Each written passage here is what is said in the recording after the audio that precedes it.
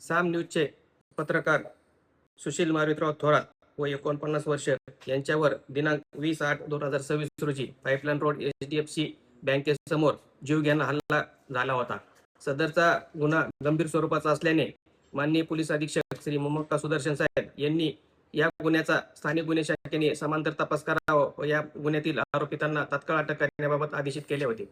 त्या अनुषंगाने स्थानिक गुन्हे शाखेचे PSI जाधव व PSI दरवडे यांच्या नेतृत्वाखाली 2 वेगवेगळे पथक तयार करून 2 वेगवेगळ्या दिशेला रवाना करण्यात आले होते।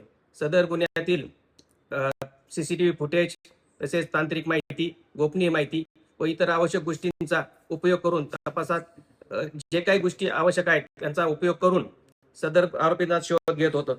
सदरच्या आरोपींचा पथकाने राजगुरुनगर, पुणे, पिंपरी चिंचवड, दौंड, सुपा, संभाजीनगर या परिसरात शोध घेतला।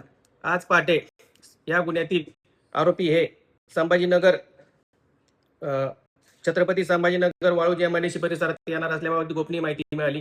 त्या अनुषंगाने पथक पाठवून सदर ठिकाणाहून या गुन्ह्यातील 3 आरोपी हेमंत उर्फ सोनू दत्तात्रय कोहक, महेश उर्फ पप्पू दशरथ मते आणि प्रशांत शिवाजी निकरड हे 3 आरोपी मिळून आलेले आहेत। सदर आरोपी त्यांना अहिल्यानगर येथे आणण्यात आले असून तोफखाना पोलीस स्टेशन येथे हजर करण्यात आलेले आहे।